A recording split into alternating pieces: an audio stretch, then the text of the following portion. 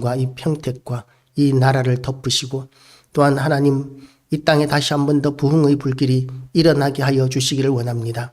이 교회가 거룩한 교회가 될 수 있도록 예수 그리스도의 피를 뿌리고 바르고 덮습니다. 이 평성에 예수 그리스도의 피를 뿌리고 바르고 덮습니다. 이 땅의 모든 악한 것들, 어둠의 영들 다 예수의 이름으로 명령하노니 떠나갈지어다. 하나님 아버지 우상 숭배가 사라지게 하시고 모든 죄악이 떠나가는 땅이 되게 하시고 부흥의 역사가 일어나는 땅 되게 하여 주시옵소서. 그래서 이 땅에 아버지 다음 세대가 일어나게 하여 주시고 다음 세대가 부흥하는 역사를 허락하여 주시옵소서.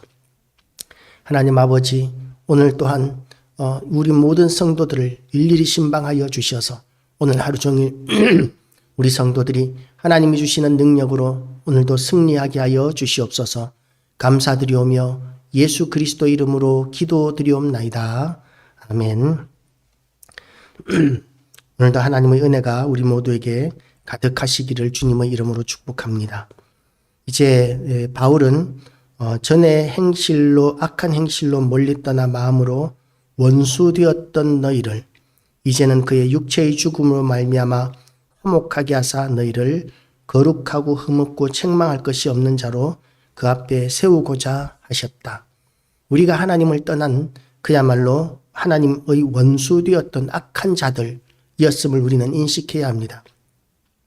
우리는 악한 자들이었는데 그런데 우리가 무슨 죄가 있어서 구원을 받아야 돼? 죄 용서를 왜 받아야 돼? 죄 지은 게 없는데 무슨 용서야? 뭐 이렇게 생각할 수 있겠지만 하나님을 떠나 있는 그 자체가 하나님 앞에 하나님께 대한 신성모독이고 진노 아래 놓여 있는 것이죠. 그리고 실질적으로 우리가 거룩하냐 하면 도덕적인 삶에 있어서도 우리는 언제나 너무나 많은 경우에 악을 쫓아가고 악을 행하고 악을 생각하고 그렇게 함으로 하나님의 진노에서 떠날 수 없는 그런 죄인의 모습입니다.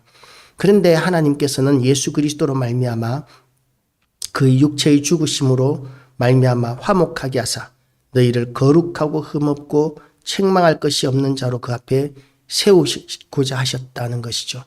예수 그리스도를 믿기만 하면 예수 그리스도 십자가 보혈의 능력으로 인해서 누구든지 예수님이 우리를 대신해서 다 죄에 대한 그런 벌을 받아 주셨기 때문에 하나님의 공의가 완성이 되고 그리고 이제 예수님을 믿는 사람들은 다 죄가 없는 흠잡을 것이 없는 깨끗한 자로 의인으로 하나님께서 인정하시겠다는 것이 하나님께서 우리를 구원하시는 작정이십니다. 방법에 대한 작정. 하나님은 전능하시지만 모든 일에 전능하신 것이 아니라 하나님께서 작정하신 일에 전능하십니다. 하나님이 하고자 하시는 일은 전능하시기 때문에 못하실 것이 없습니다. 그런데 하나님께서 우리가 생각하기에 하나님께서 하셔야 한다고 생각하는 것은 잘못된 것들이 많이 있습니다. 하나님께서 하시고자 하지 않는 일은 어느 누구도 하나님께 강요할 수 없습니다. 하나님이시라면 이렇게 해야 되지 않나요? 라고 이렇게 주장하는 것은 헛된 생각입니다.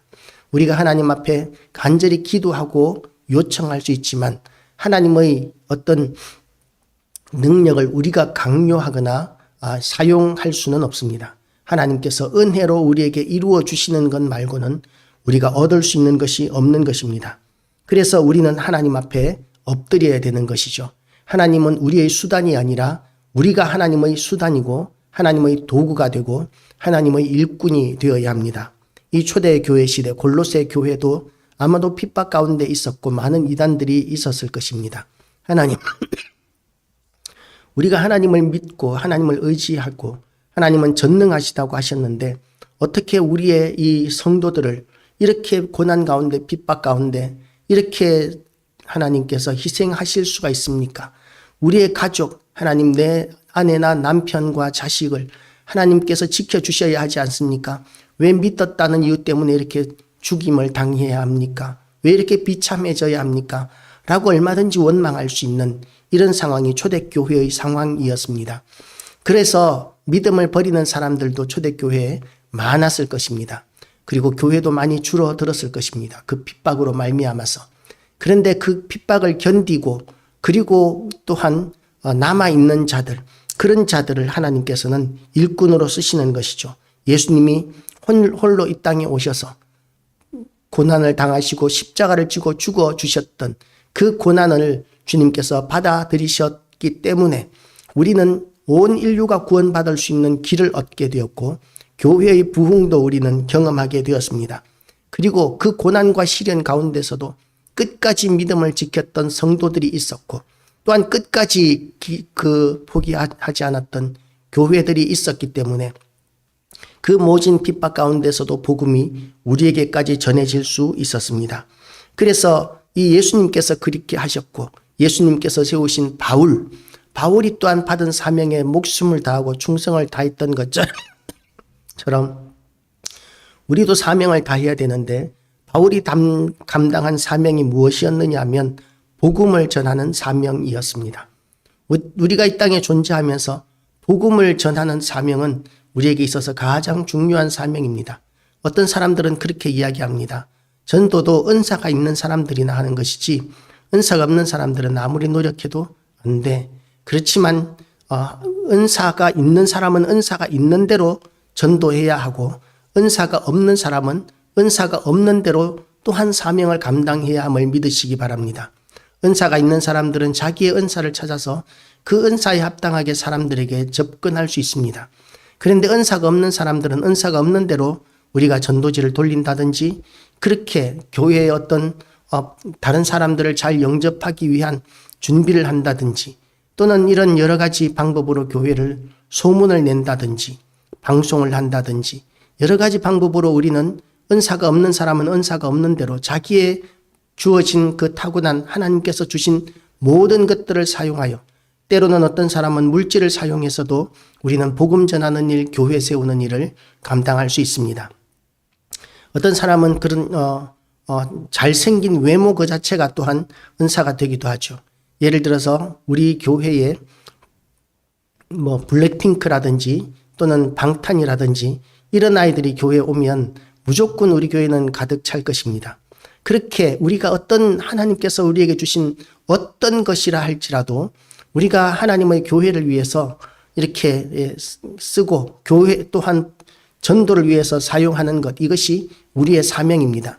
나는 전도의 은사가 없기 때문에 전도의 마음을 내려놓는 것은 성도로서의 바른 자세가 아니라는 것이죠. 바울은 이 일에 충성을 다했습니다. 평생 동안 복음을 전하며 다녔고 수많은 교회들을 세웠습니다. 물론 가는 곳마다 너무나 많은 핍박과 위험과 죽을 고비들을 넘겼습니다. 고생도 많이 했었습니다.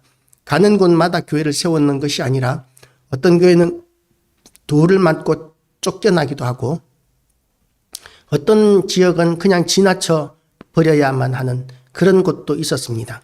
그 멀고 먼 여행을 걸어서 그렇게 고생스럽게 여행을 해서 복음을 전하러 갔다가 아무것도 얻지 못하고 죄수의 신분으로 끌려다녀야만 하는 그런 일들도 겪었습니다. 강의 위험과 강도의 위험과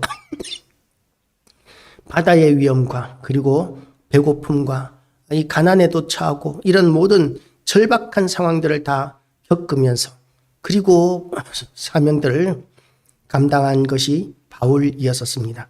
우리도 이 땅에서 믿음을 굳게 붙들고 견디는 것이 참 중요한 시대를 살고 있습니다. 금방 포기해버려야만 하는 너무나 타당한 이유들이 많이 있습니다. 초대교회에도 교회의 문을 닫아야 하고 믿음을 버려야 할 이유들이 계속적으로 너무나 강하게 많이 있었습니다. 그런데 교회와 초대교회 성도들이 끝까지 믿음을 붙들고 그 사명을 붙들었던 것처럼 우리도 붙들어 가야 할 것입니다. 두 번째로 바울이 한 것이 뭐냐 하면 성도들을 이제 교회 안에 있는 성도들을 양육하는 일이었습니다. 그래서 내가 교회의 일꾼 된 것은 하나님이 너희를 위하여 내게 주신 직분을 따라 하나님의 말씀을 이루려 함이니라. 25절 말씀입니다. 이 비밀은 만세와 만대로부터 감추었던 것인데 이제는 그의 성도들에게 나타났고 하나님이 그들로 하여금 이 비밀의 영광이 이방인 가운데 얼마나 풍성한지를 알게 하려 하심이라. 이 비밀은 너희 안에 계신 그리스도시니 곧 영광의 소망이니라.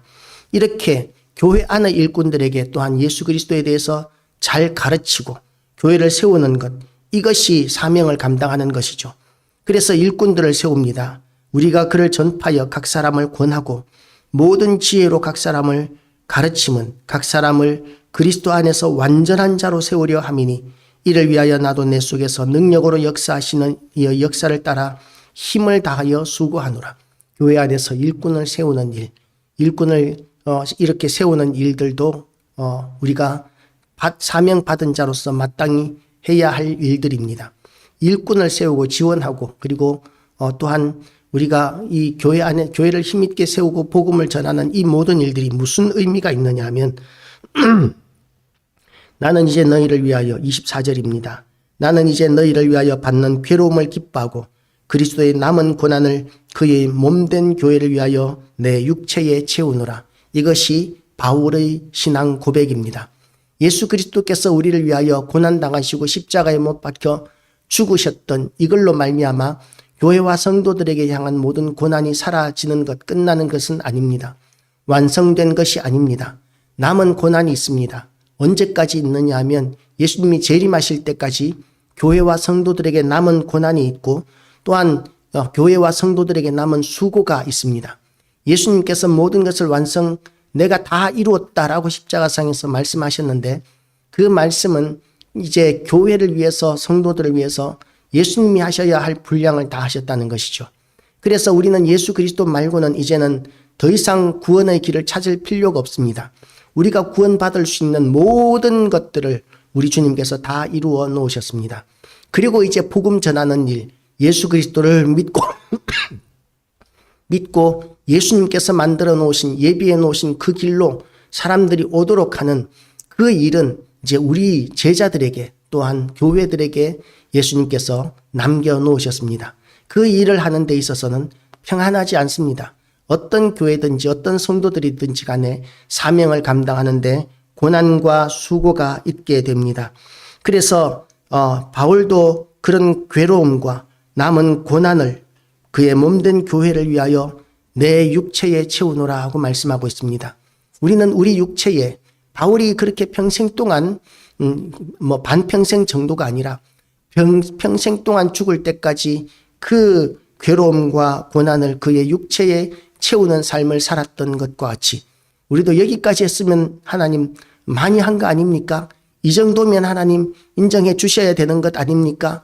이러는 것은 없습니다. 하나님 앞에 갈 때까지 우리는 남은 고난을 우리의 몸에 온전히 채우는 수고를 감당해야 하는 것입니다. 그 일에 오늘도 새롭게 결단하는 귀한 아침 되시기를 주님의 이름으로 축복합니다. 기도하시겠습니다.